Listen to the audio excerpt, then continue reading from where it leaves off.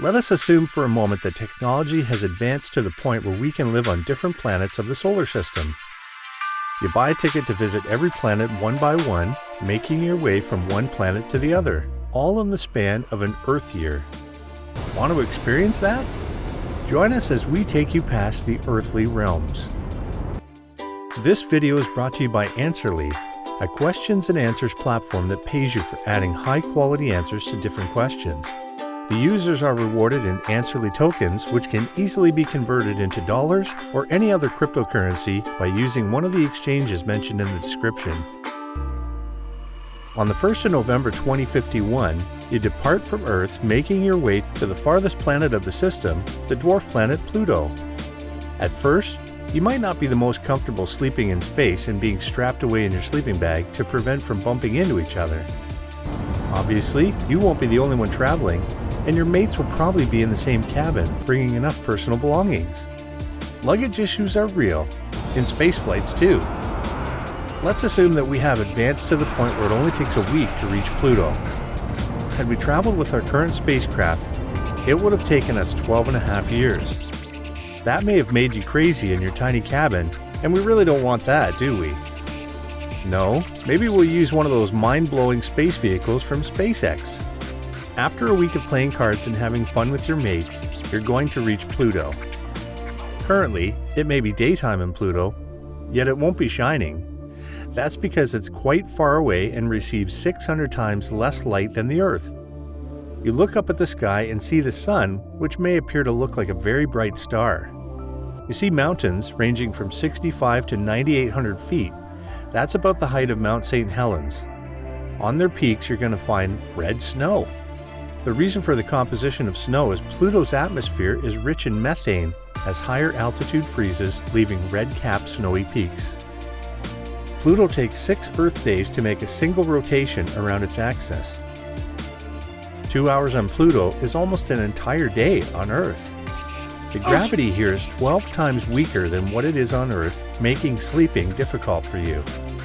The next day you wake up in a bad mood with swollen eyes. Your day on Pluto has come to an end, and chances are it might leave you agitated. But cheer up, for your fun ride has just started. Now it's time to go to your next destination. You see a bright blue planet from far away, also known as the smallest gas giant of this galaxy, Neptune. Like Pluto, this planet is also rich in methane, and this methane is the reason the planet has such a predominantly blue color. The clouds of methane gas absorb most of the red visible light and reflect only the blue light into space. After landing, you look up at the sky and see not only one, but 14 moons. Your space guide might tell you a little fun fact.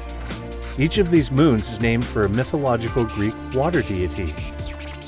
Closest to the furthest, their names are Naiad, Thalassa, Despina, Galatia, Larissa, S2004N1, Proteus, Triton, Nereid, Palamede, Sao, Laomedia, Samath, and Neso. Tired from all the traveling and the fact that you didn't sleep well on Pluto either, you slept 12 Earth hours. That's nearly a day on Neptune. Only having 5 hours left, you stay in your room, and not like you could have gone anywhere as the strongest winds in the solar system blows against the window. Please take all necessary precautions against the winds. They can pulverize your bones. Once you manage to make the spaceport, your next destination should be Jupiter, the giant planet of the solar system. You couldn't land on the planet because it's made entirely of hydrogen and helium, with some traces of other gases. This is likely to make you a little sad because now you can't witness the diamond rain that has been the talk of the town, more like the talk of the galaxy. However, you can still snap some pictures of the Great Red Spot, which is like a hurricane you see on Earth, only it's the size of 2 whole Earths. Might also post them on Instagram if it hasn't crashed yet again in the 2050s. Jupiter has 2.4 times the gravity of Earth and has the shortest day amongst all the planets in the solar system. A day on Jupiter is only 10 Earth hours. Sleeping there wouldn't exactly be very refreshing, but oh well, you've had your fun, right? Martians have strict security protocols in place thanks to the ridiculous invasion fiction and fantasies we've been scribbling about on Earth. But once you're allowed to land on the planet, a whole different world is awaiting for you, quite literally. Mars, with a landscape of sand and rocks, is the most similar to our planet's terrain. The red appearance is from the vast amount of iron rusting in the ground. Mars has the most major dust storms and is home to the tallest mountain. The Olympus Mons is 2.5 times the height of Mount Everest above sea level, all because of the lack of mobile tectonic plates on Mars, allowing volcanoes to reach unimaginable heights. A day on Mars is 25 hours long, quite like Earth. This might be an excellent time to get your sleep pattern back in order, even if it is just for a few days. You can't stay on one planet for too long, gotta keep moving.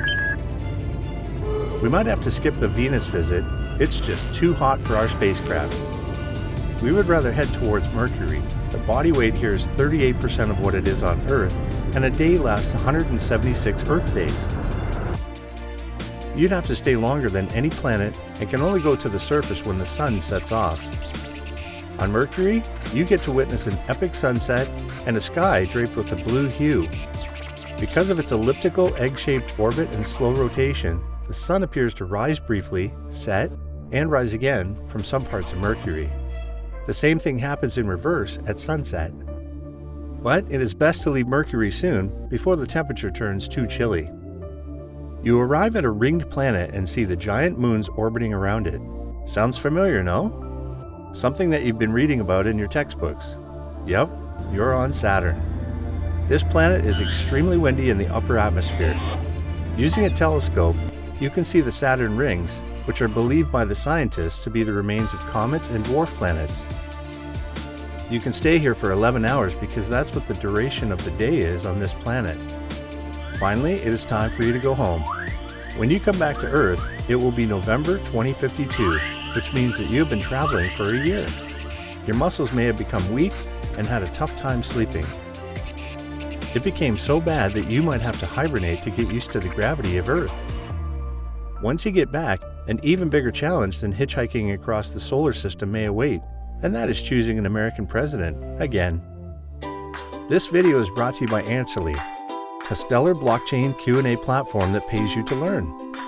If you loved what you just watched, make sure to smash the like button and subscribe to this channel. To learn more about Answerly and Answerly tokens, check out the links in the description.